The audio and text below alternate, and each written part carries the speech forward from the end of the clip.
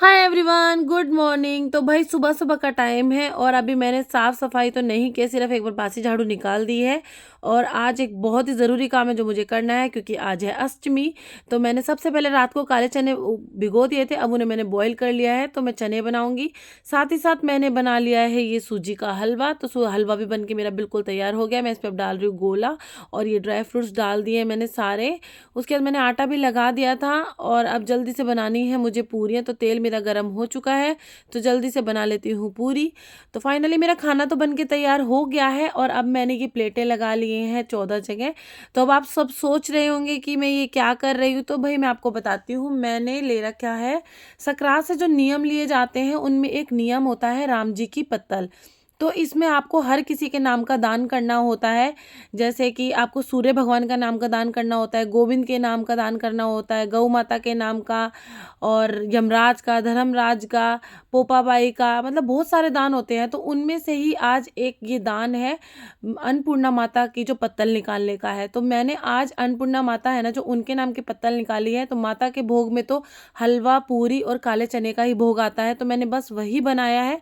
तो ये 14 जगह प्लेटें निकाली है मैंने, इनमें 4-4 पूरियाँ रख ली हैं, हलवा रख लिया है, चने रख लिया है। और दक्षिणा आप एक में रखना चाहें तो एक में रख सकते हैं, और अगर आपकी श्रद्धा है आप सारों में रखना चाहते हैं तो सारों में भी रख सकते हैं। तो मैंने आज एक में ही दक्षिणा रख के अन्नपूर्णा माँ का भोग लगा के, और वो यहाँ पे हमारे पड़ोस में ही यहाँ की लड़की है, तो मैं उसको दे दूंगी। तो अगर आप चाहते हैं आप सारे में रखें तो सारे में रख सकते हैं, नहीं तो आप एक में भी रख देंगे वो भी काफ़ी है। उसके बाद आपको ये प्लेटें 14 जगह पे ही बांटनी है, और ऐसा नहीं है आपको ये कन्याओं को ही देनी है, आप किसी को भी दे सकते हैं। ये कोई लेडीज़ को भी दे सकते हैं, लड़के को भी, किसी बड़े बुजुर्ग को भी दे सकते हैं, आप किसी लेडीज़ को भी दे सकते हैं, और कन्या को भी, मतलब आपको किसी को भी देनी है। ऐसा कुछ इसमें नहीं है कि आपको कन्या को ही देनी है। तो आज मैं निकाल रही हूँ माँ अन्नपूर्णा की पत्तल। तो ये सकरात से बहुत सारे नियम लिए जाते हैं, तो उन्हीं में ये एक नियम है जो मैंने ये ले रखा है। इसमें आपको ना हर किसी के नाम का दान होता है, तो इस एक नियम में आपके बहुत सारे दान हो जाते हैं, इसीलिए मैंने लिया हुआ है। अगर आपका ये 1 साल में पूरा होता है तो ठीक है, नहीं तो आपका 2 साल में करिए, और अगर आपका 2 में नहीं हो पा रहा है तो आप फिर इसे 5 में करिए। तो देखिए अभी तो मेरे नहीं हुए हैं, क्योंकि दिसंबर का महीना चल रहा है, तो मुझे लगता है मेरे अब की बार ये 2 साल में ही पूरे होंगे।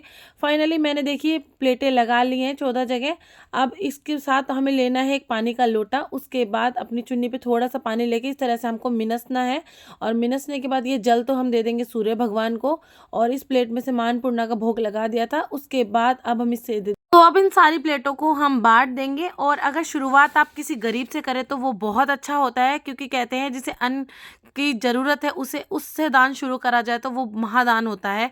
तो अब मैं सारी प्लेटों को दे दूंगी। और आपको आज मेरा ब्लॉग अच्छा लगा तो लाइक शेयर कमेंट ज़रूर करना। फिर मिलेंगे, बाय।